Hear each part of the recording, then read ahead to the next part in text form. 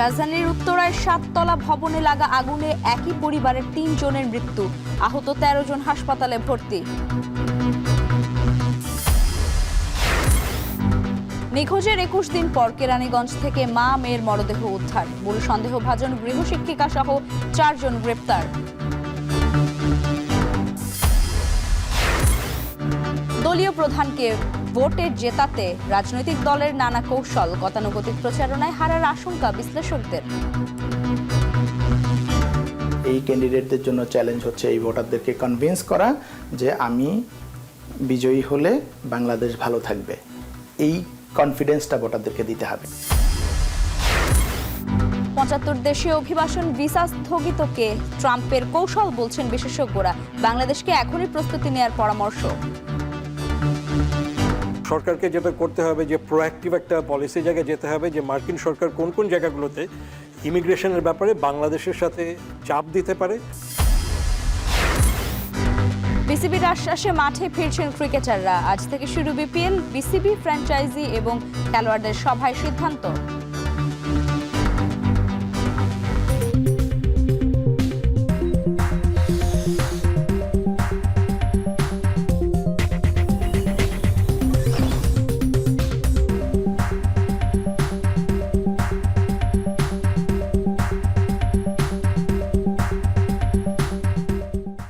দর্শক স্বাগত। এখন ঢাকায় পুরো আয়োজন জুড়ে সঙ্গে আছি লাইবা জান্নাত। দর্শক, নিখোঁজের 21 দিন পর কালিন্দী থেকে মা মেয়ের অর্ধগলিত মরদেহ উদ্ধার করেছে পুলিশ। গতকাল সন্ধ্যায় ডায়াবেটিস বাজার এলাকায় গৃহশিক্ষিকার বাসা থেকে মরদেহ দুটি উদ্ধার করা হয়। আর এ ব্যাপারে বিস্তারিত জানাতে কেরানীগঞ্জ মডেল থানা থেকে যুক্ত হচ্ছেন সহকর্মী মাহবুব হাসান রিপন। আপনি জানিয়েছেন যে হত্যার ঘটনায় এরই মধ্যে মামলা হয়েছে, আর হত্যার কারণ সম্পর্কে পুলিশ কি বলছে, আর আরেকটু জানাবেন যে থানার ভারপ্রাপ্ত কর্মকর্তার বক্তব্য পেয়েছেন কিনা।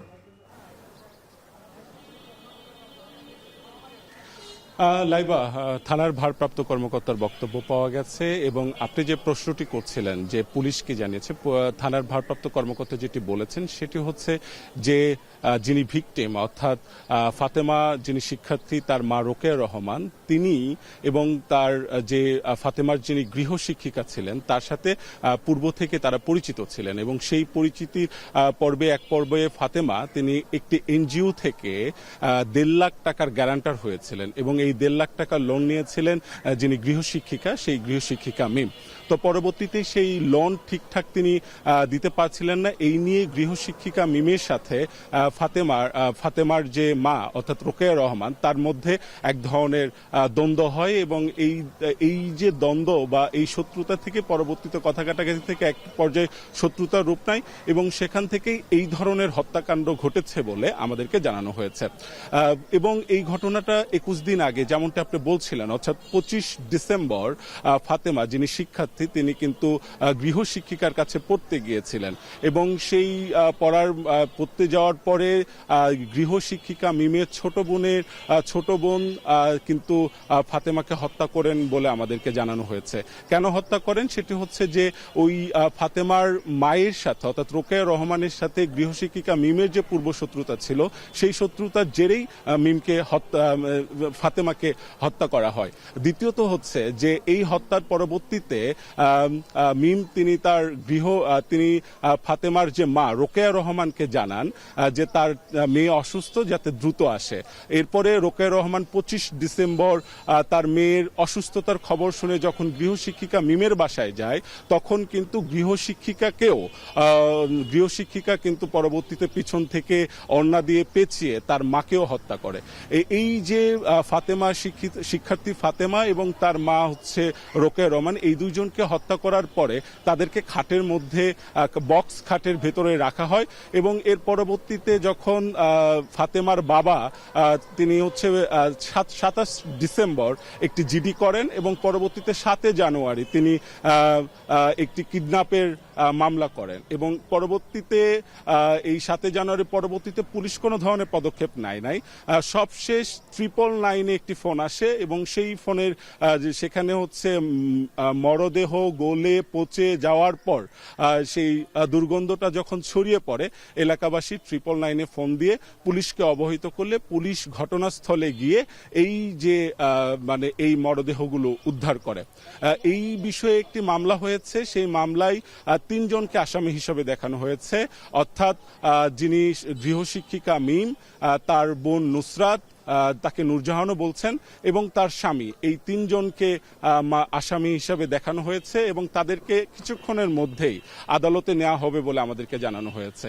এবং গৃহশিক্ষিকার ছোট বোন, খুবই ছোট, তাকে সাক্ষী হিসেবে থানা হেফাজতে রাখা হয়েছে। আমরা পুলিশকে এই প্রশ্ন করেছিলাম যে 21 দিন আগে 25 ডিসেম্বর থেকে এই ঘটনায় বারবার যিনি ভিকটিম তার স্বামী বারবার আসছিলেন, কিন্তু কেন তারা কোনো পদক্ষেপ নিচ্ছিলেন না। তারা জানিয়েছেন যে এই বিষয়টি নিয়ে তারা সিসিটিভি ফুটেজ পর্যালোচনা করে তারা বিভ্রান্ত হয়েছিলেন, এই কারণে তারা আসল যে অপরাধী সেই অপরাধীকে চিনতে তারা বিলম্ব করেছেন। তো আমার কাছে এই ছিল কেরানীগঞ্জ থেকে সবশেষ। লাইবা, নিখোঁজের 21 দিন পর কেরানীগঞ্জ থেকে মা মেয়ের অর্ধগলিত মরদেহ উদ্ধার করেছে পুলিশ, আর সেই বিষয়ে জানাচ্ছিলেন আমাদের সহকর্মী মাহবুব হাসান রিপন। দর্শক, আমরা যেমনটি আমাদের শিরোনামে বলছিলাম, সকালে রাজধানীর উত্তরার 11 নম্বর সেক্টরের একটি 7 তলা আবাসিক ভবনের 2য় তলায় আগুন লাগার ঘটনায় একই পরিবারের 3 জনের মৃত্যু হয়েছে এবং উদ্ধার হয়েছে 13 জন, এবং সেই আহত 13 জনকে কুয়েত মৈত্রী হাসপাতালে ভর্তি করা হয়েছে। আগুন পুরোপুরি নিয়ন্ত্রণে এনেছে ফায়ার সার্ভিস, আমরা জানতে পেরেছি, এবং আহতদের অবস্থা নিয়ে আরও জানাতে উত্তরার কুয়েত মৈত্রী হাসপাতালের সামনে থেকে যোগ দিচ্ছেন আফজাল হোসেন। আফজাল, আহতদের শারীরিক অবস্থা কেমন দেখতে পাচ্ছেন? চিকিৎসকরা কি বলছেন তাদের নিয়ে? আর ফায়ার সার্ভিসের সাথে কথা বলতে পেরেছেন কিনা? কিভাবে আগুন লাগলো?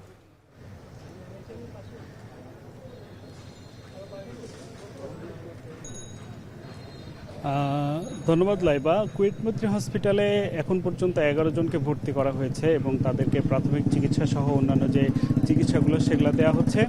এবং যেটা বলছিলেন যে উত্তরার 11 নম্বর সেক্টরের এই 7 তলা ভবনের 2য় তলায় আগুন লাগে এবং তারপর থেকে সেখানে খুব দ্রুত অগ্নিকাণ্ডের আগুন ছড়িয়ে পড়ে। তবে আগুনের সূত্রপাত কোথায় থেকে হয়েছে সে বিষয়ে এখন পর্যন্ত নিশ্চিতভাবে কোনো তথ্য জানানো হয়নি। তবে আমরা আশা করছি যে তদন্ত কমিটি হবে এবং তারা যেই তদন্ত প্রতিবেদন দিবে তারপরে আসলে আমরা জানতে পারবো আগুন লাগার মূল কারণ কি। এটা শর্ট সার্কিট থেকে নাকি কোনো গ্যাসীয় বা দাহ্য পদার্থ থেকে, সে বিষয়ে হয়তো আমরা খুব শীঘ্রই জানতে পারবো। আর হসপিটালের কথা যদি বলি, এখানে এখন পর্যন্ত 11 জন ভর্তি আছেন এবং হসপিটালের বাইরে এখানে অনেকের চিকিৎসার বেশ কয়েকজনের আশঙ্কাজনক অবস্থাও আছে বলে আমরা এখন পর্যন্ত জানতে পেরেছি। সবচেয়ে এখানে পরিস্থিতি হলো যে হসপিটালের সামনে স্বজনরা ভিড় করছেন এবং তাদের যে আহাজারি সেটি আমরা দেখতে পাচ্ছি। এবং স্বজনদের এই আসলে তারা বলছেন যে আগুনের মতো ঘটনা, অগ্নিকাণ্ডে নিঃসন্দেহে সবচেয়ে যতগুলা মৃত্যু হয়, মৃত্যুর মধ্যে অন্যতম কঠিন মৃত্যু বা কঠিন কষ্ট হয় এই অগ্নিকাণ্ডের ফলে। এর ফলে স্বাভাবিকভাবেই যারা স্বজন আছে তারা অনেকে ভেঙে পড়েছেন, আহাজারি করছেন এবং তাদের জন্য দোয়া করছেন। এবং হসপিটাল কর্তৃপক্ষও বলছেন তাদের কাছে পর্যাপ্ত রক্তের সংগ্রহ আছে, আশা করা যাচ্ছে সুচিকিৎসা পেলে বা সময়ের ব্যবধানে সেটা তারা ধীরে ধীরে সুস্থ হয়ে উঠবেন।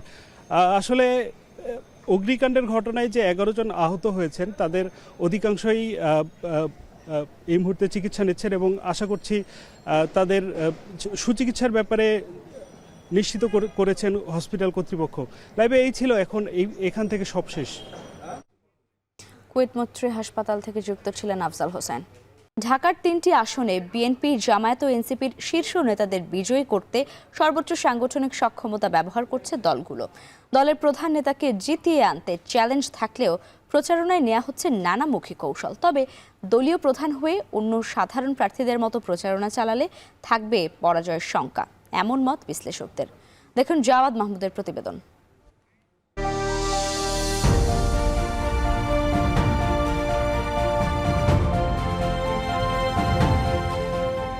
ত্রয়োদশ জাতীয় সংসদ নির্বাচনে প্রধান তিন রাজনৈতিক দল বিএনপি, জামায়াত ও এনসিপির শীর্ষ তিন নেতা ঢাকায় নির্বাচন করার ঘটনা রাজধানীর রাজনৈতিক পরিমণ্ডলে নানা হিসেব নিকেশের জন্ম দিচ্ছে। দলগুলোও মরিয়া হয়ে শীর্ষ নেতাদের বিজয়ী করতে কৌশলী হচ্ছে।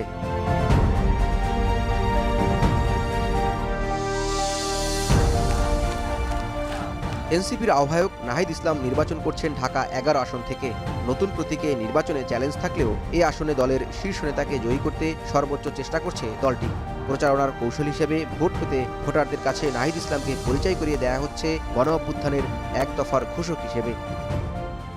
এখানে ধানের শীষ হোক বা অন্য কোনো মার্কার যারাই প্রতিদ্বন্দ্বিতা করুক না কেন, নাহিদ ইসলাম নিজেই একটা কালের মহানায়ক। ঢাকা ১৫ আসনে লড়ছেন জামায়াত আমির ডাক্তার শফিকুর রহমান। এই আসনে তিনি আগেও নির্বাচন করায় দলটির নির্দিষ্ট ভোট ব্যাংক আছে বলে মনে করেন ১৫ আসনে জামায়াত আমিরের নির্বাচন সমন্বয়কারী। প্রতিদ্বন্দ্বী প্রার্থীকে সর্বোচ্চ গুরুত্ব দিয়েই নির্বাচনী প্রচারণার কৌশল সাজাচ্ছে দলটি। এটা মানুষের একটা প্রত্যাশা ইতিমধ্যে তৈরি হয়েছে, কিন্তু আবহাওয়ান জনসাধারণের কাছে যাওয়ার যতগুলো মেকানিজম আছে জামাতের, সবকটা মেকানিজম জামাত সেখানে ব্যবহার করেছে। প্রায় একই কৌশলে এগুচ্ছে বিএনপি চেয়ারম্যান তারেক রহমানের নির্বাচনী প্রচারণা। শেষ মুহূর্তে তারেক রহমানকে প্রার্থী ঘোষণা করায় চ্যালেঞ্জ তৈরি হলেও দলের সর্বোচ্চ নেতাকে জয়ী করতে সকল ধরনের সাংগঠনিক প্রস্তুতি সম্পন্নের কথা জানায় ঢাকা ১৭ আসনে তারেক রহমানের প্রধান নির্বাচন সমন্বয়কারী। যদি বিএনপি জয়লাভ করে তাহলে অবশ্যই তারেক রহমান বাংলাদেশের প্রধানমন্ত্রী হবে। তো সেই কারণে এলাকার তো সবাই অন্তত মনে করে যে আমি প্রধানমন্ত্রীকে একটা ভোট দিলাম। দলীয় প্রধানদের ঢাকা থেকে নির্বাচন করার বিষয়টিকে নর্থ সাউথ বিশ্ববিদ্যালয়ের এই শিক্ষক দেখছেন রাজধানী কেন্দ্রিক দলগুলোর রাজনৈতিক কৌশলের অংশ হিসেবে। দলীয় প্রধান হয়েও হেরে গেল অন্য প্রার্থীর কাছে, এটা নাম্বার 1। নাম্বার 2 হচ্ছে দলের জন্য ইভেন এটা একটা ইমেজ ক্রাইসিস, যেটা শেখ হাসিনার ক্ষেত্রে হয়েছিল, যে শেখ হাসিনা অন্যান্য আসনে জিতেছে কিন্তু ঢাকার একটা আসনে হেরে গিয়েছে। আসন্ন জাতীয় সংসদ নির্বাচন রাজনৈতিক দলগুলোর জন্য অত্যন্ত কঠিন ও হাড্ডাহাড্ডি হতে যাচ্ছে। বিভিন্ন জরিপে তারই আভাস পাওয়া যাচ্ছে এবং এসবকে বিবেচনা নিয়েই প্রধান তিন রাজনৈতিক দলের শীর্ষ নেতাকে ঢাকা থেকে জিতে আনার জন্য সর্বোচ্চ চেষ্টা করা হচ্ছে। এর কারণ হিসাবে দলগুলো বলছে, নির্বাচন পরবর্তী সময়ে রাজধানী ঘিরে রাজনৈতিক দলগুলো যে রাজনৈতিক কৌশল নির্ধারণ করে, সেখানে এই দলের শীর্ষ নেতারা জিতে না আসতে পারলে অনেকটাই নেতিবাচক প্রভাব পড়বে। জাওয়াদ মাহমুদ, এখন, ঢাকা।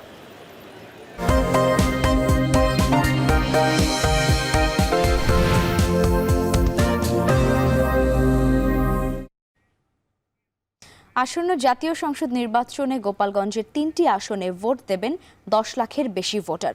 ৩টি আসনের মধ্যে গোপালগঞ্জ ১ আসনটি মুকসুদপুর কাশিয়ানী উপজেলা নিয়ে গঠিত, আর ২ আসনে সদর উপজেলা ও কাশিয়ানীর একাংশ, আর ৩ আসনে অন্তর্ভুক্ত টুঙ্গিপাড়া এবং কোটালীপাড়া উপজেলা।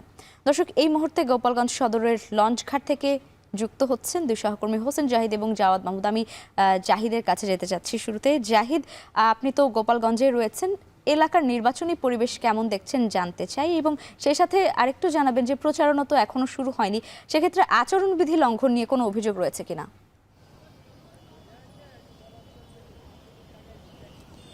লাইবা, পথ থেকে পথে পথে প্রান্তরে নানা জায়গায় আমরা ঘুরছি। মূলত সাধারণ মানুষ কি ভাবছেন নির্বাচন নিয়ে, কি ইশতেহার তারা প্রত্যাশা করছেন, একই সঙ্গে প্রার্থীরাও কি ভাবছেন, আজকের এই সেই ভাবনা নিয়েই কথা বলবো। এবং এই ভাবনা নিয়ে কথা বলার জন্য আমাদের সঙ্গে যুক্ত আছেন আমাদের আরেক সহকর্মী জাওয়াদ মাহমুদ।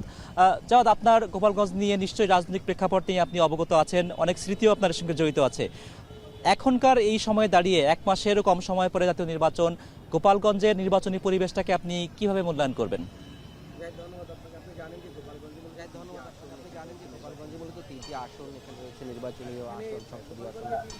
সেখানে গোপালগঞ্জের যে বিষয়টা হচ্ছে যে সাবেক প্রধানমন্ত্রী এবং আওয়ামী লীগ প্রধান ছিলেন শেখ হাসিনা, তিনি এখানের তার জন্মভূমি, এবং সেই জায়গা থেকে তিনি যখন ক্ষমতাচ্যুত হন, এই জায়গার ফলে গোপালগঞ্জের মানুষের একটি প্রভাব পড়েছে। সেই প্রভাবটা আমরা দেখেছি, এর আগেও দেখেছি বিভিন্ন রাজনৈতিক কর্মকাণ্ডে। গোপালগঞ্জের মধ্যে যে নির্বাচনী যে আমেজ, সেটি আসলে সেভাবে আমরা লক্ষ্য করছি না।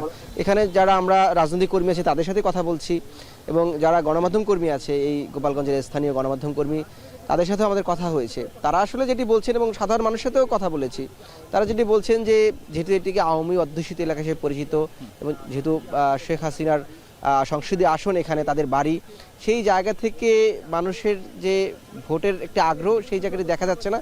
কিন্তু এর বিপরীতমুখী অবস্থান আমরা দেখি যে অনেকেই বলছেন যে তারা ভোট দেবেন, এবং এটি একটা বিষয় একই তথ্য আমরাও পাচ্ছিলাম। অনেকেই মজা করে বলছিলেন মানুষ জন্মগতভাবে ধর্ম পেয়ে থাকে, জন্মগতভাবে বংশ পেয়ে থাকে।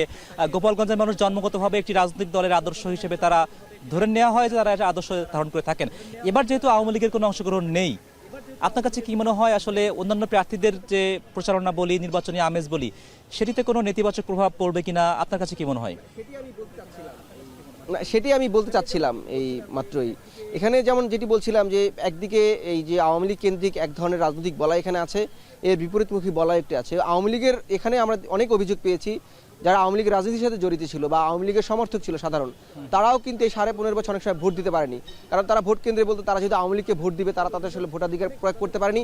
এই অভিযোগ অনেক ভোটারদের কাছ থেকে আমরা এখানে পেয়েছি, এবং তারা বলছেন এরকম অনেক অসংখ্য ভোটার আছে যারা মনে করা হচ্ছে, এবং যাদের সাথে কথা বলেছি তারা বলছেন। যদি 10 সেকেন্ডে আরেকটি প্রশ্ন উত্তর দিতে চান, আসলে গণভোটের প্রচার নিয়ে আমরা যেটা জেনেছি, গণভোটের প্রচারণা গোপালগঞ্জে খুবই কম। 10 সেকেন্ডে আপনার মূল্যায়ন কিভাবে করবেন গণভোটের প্রচারণা নিয়ে? সমাজ সেটা আমার চোখে পড়েছে, এখানে গণভোটের প্রচারণাটা কম, এবং এখানের সাধারণ মানুষের যেটি কথা, এবং আমরা যেটি বলছিলাম যে শুরুতে এই রাজনৈতিক কর্মীদের সাথে কথা বলেছি, তারা বলছেন যে গণভোটে আসলে তারা এই গোপালগঞ্জে মানুষ কি বেছে নিবে এখনো পর্যন্ত সেটি আসলে দৃশ্যমান না, বা তারা আসলে হয়নি। লঞ্চঘাট থেকে বিদায় নিতে হচ্ছে, তবে বিকাল 4:30 গোপালগঞ্জ শহর থেকে আমরা আবারও যুক্ত হব ভোটারের ইশতেহার নামক অনুষ্ঠানে। সেখানে নিশ্চয়ই আপনারা আমাদের সঙ্গে যুক্ত থাকবেন। প্রয়াত বেগম খালেদা জিয়ার স্মরণে আয়োজন করা হয়েছে নাগরিক শোক সভা। বেলা 2:30টায় জাতীয় সংসদের দক্ষিণ প্লাজায় এই শোক সভা শুরু হওয়ার কথা রয়েছে, আর এতে উপস্থিত থাকবেন দেশের বিশিষ্ট নাগরিকরা। এ বিষয়ে আরও জানাতে সংসদ ভবন এলাকায় রয়েছেন শাহাদাত অভ্র, যুক্ত হচ্ছে তার সঙ্গে। অভ্র, নাগরিক শোক সভায় বিশিষ্টজনদের মধ্যে কারা কারা উপস্থিত থাকবেন আজ, আর আয়োজনের বিস্তারিত কি তথ্য রয়েছে আপনার কাছে?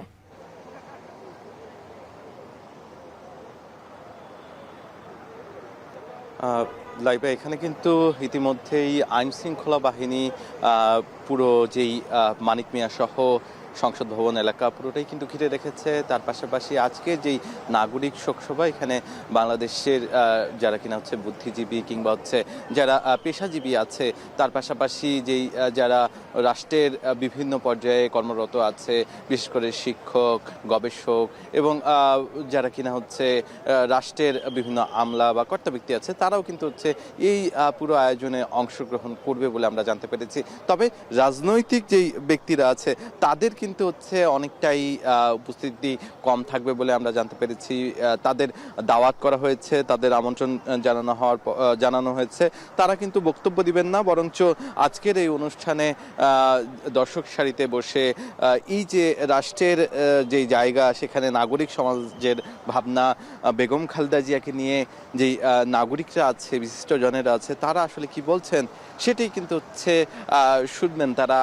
সবসময় যেটি হয় যে লাইভ আপনি জানেন যে নাগরিক সমাজ যারা আছে তাদের বেশিরভাগই কিন্তু এই ধরনের অনুষ্ঠানে এসে বক্তব্য দেন না, বরঞ্চ এসে অনুষ্ঠানে অংশগ্রহণ করেন। তবে আজকের দিনটা কিছুটা ভিন্ন। এখানে যারা আয়োজনকারী আছে, আয়োজকরা আছে, তারা কিন্তু বলছে যে আজকের দিনটা হবে নাগরিক সমাজের, এবং তারা বেগম খালেদা জিয়ার সাথে নানাভাবে নানা সময়ে কিন্তু কাজ করেছেন, নানা পর্যায়ে বেগম খালেদা জিয়ার সাথে তাদের একটি অংশগ্রহণ ছিল।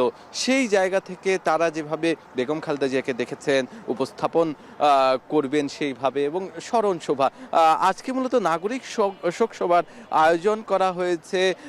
বেগম খালেদা জিয়ার যেই বিশাল যেই ক্যারিয়ার, সেই কর্মযোগ্য সব কিছু নিয়ে কিন্তু যে আলোচনাটা আছে সেটি কিন্তু এখানে হবে বলে আমরা জানতে পেরেছি। সেই জন্যই কিন্তু এখানে অনেকাংশে নিরাপত্তা চাদরে বলয়ে কিন্তু ঢেকে ফেলা হয়েছে। ইতিমধ্যে অনুষ্ঠানটি শুরু হবে দুপুর 2:30। তবে যারা অতিথি আছে তারা কিন্তু প্রবেশ করতে পারবে 12:30 থেকেই। এর পরবর্তীতে গণমাধ্যম কর্মীরাও কিন্তু ভেতরে প্রবেশ করবে, সেটার জন্যও কিন্তু 2টা পর্যন্ত অপেক্ষা করতে হবে। এর পরবর্তীতে নিশ্চয়ই আমরা আপনার মাধ্যমে জানিয়ে দিতে পারবো যে আসলে এই যে এই পুরো অনুষ্ঠান জুড়ে কারা কারা উপস্থিত হয়েছে। তবে এখন পর্যন্ত রাজনৈতিক ব্যক্তিবর্গের সবগুলো রাজনৈতিক দলের কয়েকজন প্রতিনিধিকে কিন্তু দাওয়াত করা হয়েছে, এমনটাই কিন্তু আমরা গতকালকে একটি সংবাদ সম্মেলনে যারা আয়োজক কমিটি আছে তারা কিন্তু আমাদেরকে জানিয়েছিল। এই ছিল আমার কাছে সর্বশেষ লাইভা। প্রয়াত বেগম খালেদা জিয়ার স্মরণে আয়োজন করা হয়েছে নাগরিক শোক সভা, আর তারই খবর জানাতে সংসদ ভবন এলাকা থেকে যুক্ত ছিলেন শাহাদাত অভ্র। দর্শক, এবারে জানবো নারীর ভোট ভাবনা।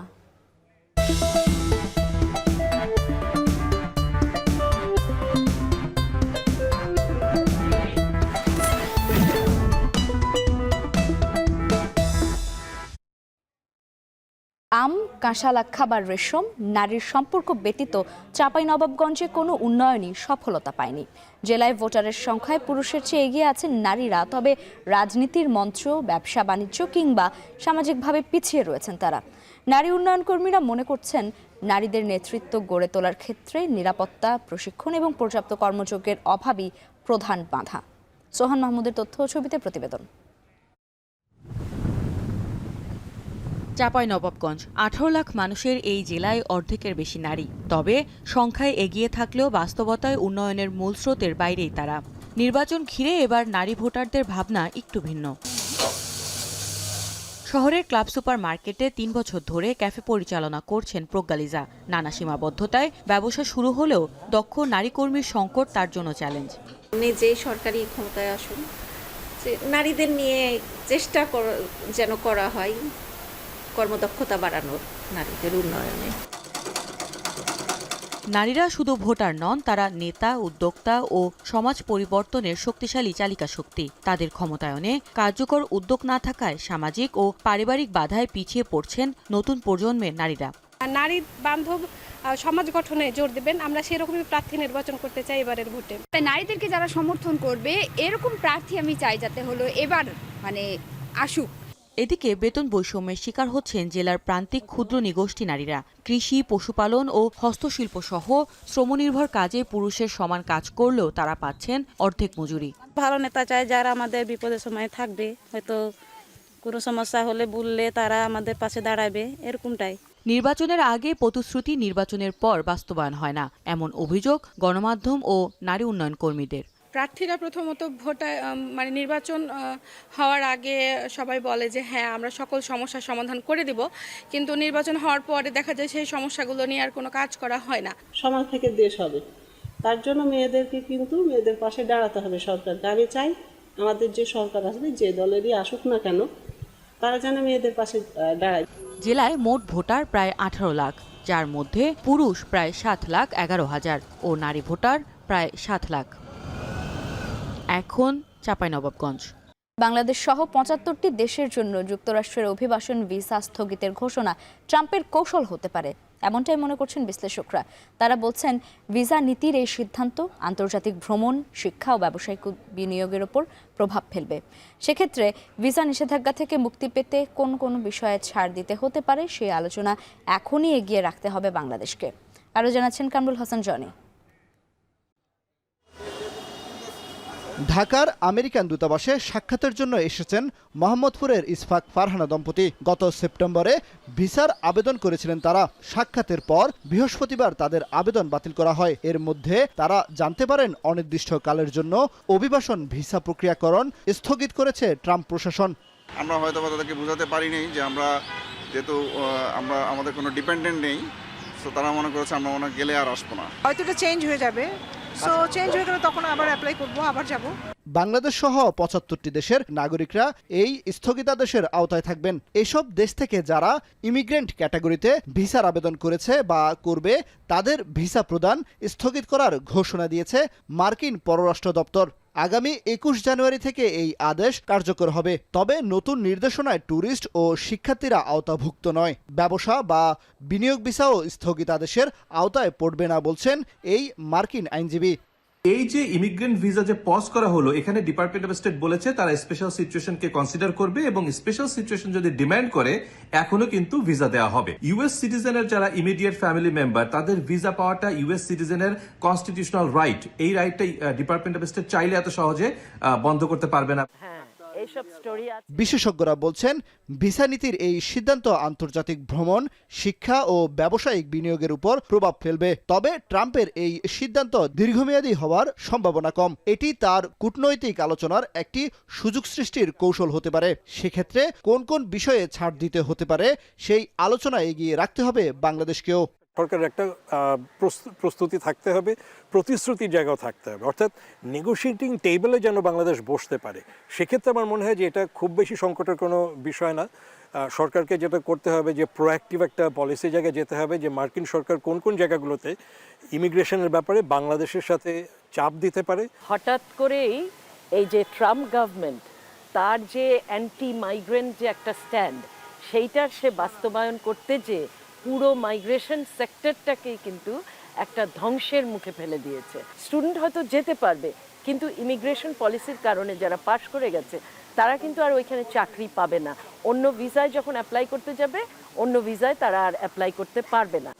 বাংলাদেশ ও পাকিস্তান থেকে বহু মানুষ মার্কিন ভিসা নিয়ে পড়াশোনা, চিকিৎসা ও বাণিজ্যিক কাজে যান। এখন তাদের যাত্রা স্থগিত হবে এবং আবেদনকারীদের নতুন নিয়ম অনুযায়ী যাচাই বাছাইয়ের মুখোমুখি হতে হবে। তবে যারা আগে স্থায়ী ভিসা পেয়েছেন তাদের ভিসা প্রত্যাহার করা হবে না। কামরুল হাসান জনি, এখন, ঢাকা। রাজধানীতে শীতের প্রভাব কিছুটা কমলেও খুব একটা প্রভাব পড়েনি সবজির বাজারে। কিছু সবজি বাদে এখনও চড়া বেশিরভাগ সবজির দর। এছাড়াও দাম বেড়েছে বিভিন্ন প্রকারের মাছ এবং মুরগির। ছুটির দিনের বাজার পরিস্থিতি নিয়ে বিস্তারিত জানাতে রাজধানীর কারওয়ান বাজার থেকে যুক্ত হচ্ছেন রাব্বিয়াল রাহিদ। বাজার পরিস্থিতি কেমন দেখছেন জানতে চাইছি, আর মাছের দরদাম নিয়ে ক্রেতা বিক্রেতারা কি বলছেন?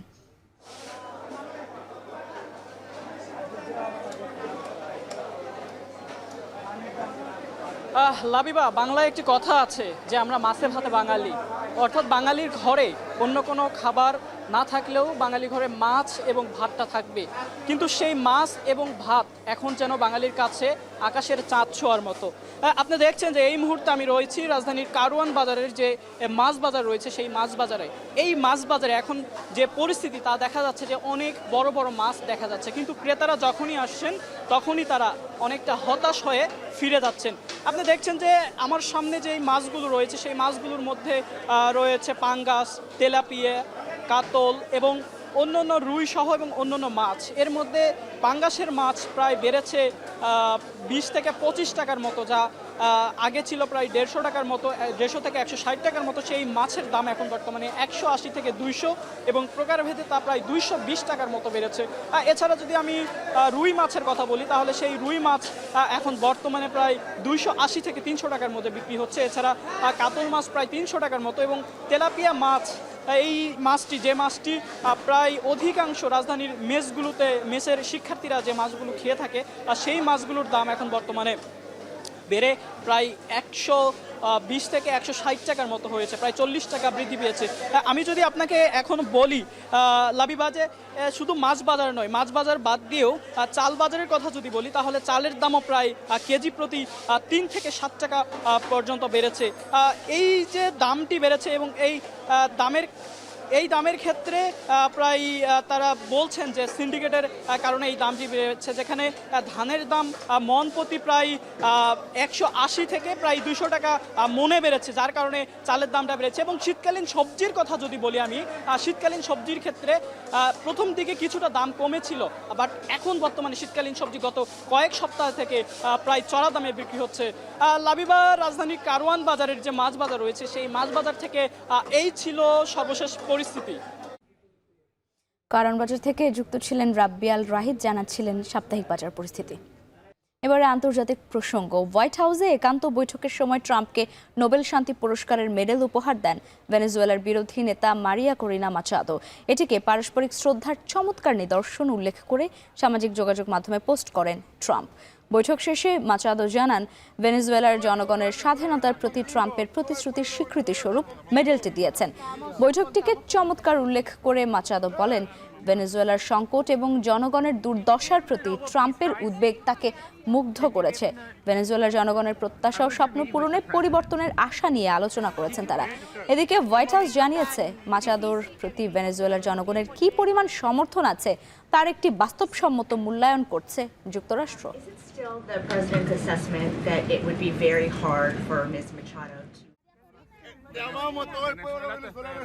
এবারে খেলার খবর। বৃহস্পতিবার দিনভর নাটকের পর অবশেষে স্বস্তির খবর বিপিএল ভক্তদের জন্য। বিসিবি ও ক্রিকেটারদের বৈঠক শেষে সিদ্ধান্ত হয়েছে শুক্রবার থেকে আবারও মাঠে গড়াচ্ছে বিপিএল।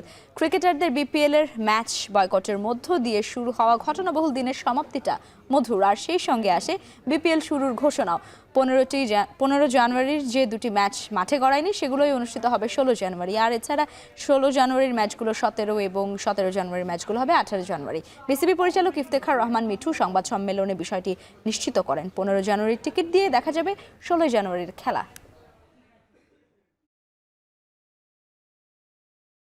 আর এই ছিল এখন ঢাকার আয়োজন। ধন্যবাদ সবাইকে সঙ্গে থাকার জন্য।